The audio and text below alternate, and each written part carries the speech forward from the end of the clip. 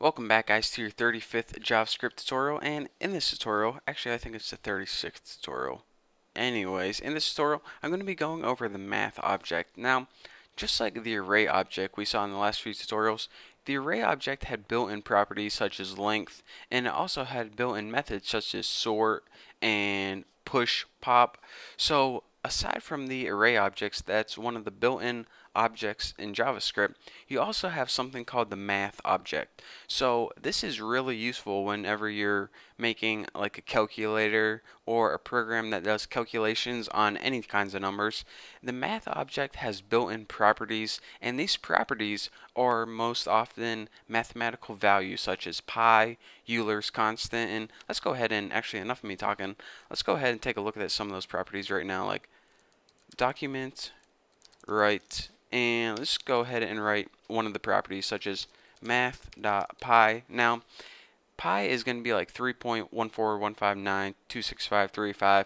So, in order to save us the trouble of having to write out that number every time, what we can do is we can just go ahead and save it and check it out.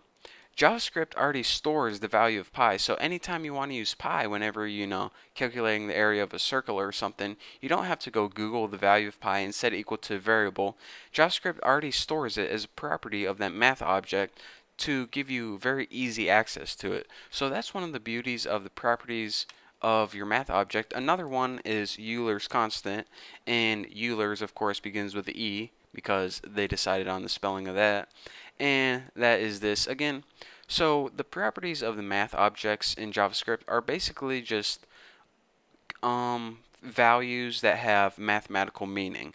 So you're saying, all right, that's pretty cool. I don't have to go Google the number every time. But aside from that, the math object is useful for some of its methods as well, such as in order to find the square root of a number, yeah, we could go ahead and make a function for it, but a lot of these easy, simple mathematical functions are already built into JavaScript. So, such as finding the square root of a number, or whenever we're doing like 5 to the third power, there's a there's a method for that already. And if we wanted to make a function for rounding up or rounding down, we could use a built-in math method for that as well. So let's go ahead and make a program that allows the user to enter a number, and it calculates the square root of that number. So again, like I said, we can go ahead and create our own function for finding the square root, but why do that when we can use one of JavaScript's built-in math object methods? So let's go ahead and make a variable and set it equal to n, and this will be equal to the number that the user enters. And in order to do that, we need to give them a prompt box, aka a space to enter a number. And we'll give them a real simple prompt like enter a number, and by default we'll set it equal to nothing at all. So now we need another variable to store the answer of that. So the math object is going to calculate it, and we're going to store the answer in a variable called answer. So now, in order to use this math object that square roots a number, you do this. Write the math object, use a dot separator, and the name of the method is this, sqrt. Now the parameter is what number do you want to square root? Well, they already entered a number and it's going to be stored in the variable n, so just go ahead and stick that number in there. Say they entered 81. What this is going to do is it's going to take the square root of 81, which is 9, and it's going to store that 9 in the variable answer.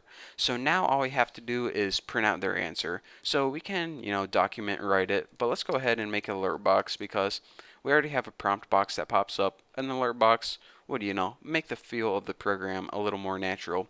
So now let's just go ahead and write something like the square root of, and now we would just go ahead and write n since that was the original number.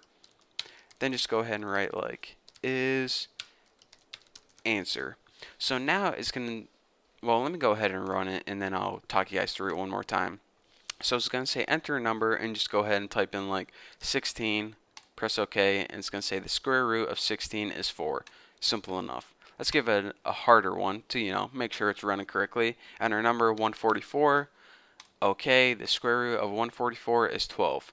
Working perfect. So basically, the program works like this. You give it a prompt box, and the user enters a number such as 144. Now 144 is stored in the variable n, so it takes that value of 144, finds the square root of it using this built-in square root method, and it stores the answer, which is 12, in the variable answer.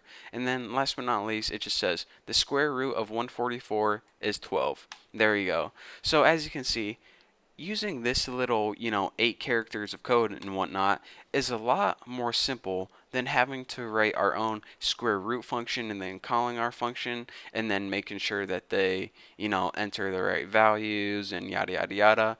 A lot of these functions are already built into JavaScript. So why am I telling you this? I just want to save you guys the trouble of having to write your own functions all the time, because if you're saying, you know what, this is really common function, I bet JavaScript already has this built in, chances are it does. So that is why the math function, or excuse me, the math object is useful, not only when working with math constants, but also simple math methods. And if you want a list of the math methods, just go ahead and look online. They have a huge list of them. They're probably, I want to guess, like 30 or so. But anyways, enough of me talking. That is all I'm going over for the math object. So thank you guys for watching. Don't forget to subscribe, and I'll see you guys in the next tutorial.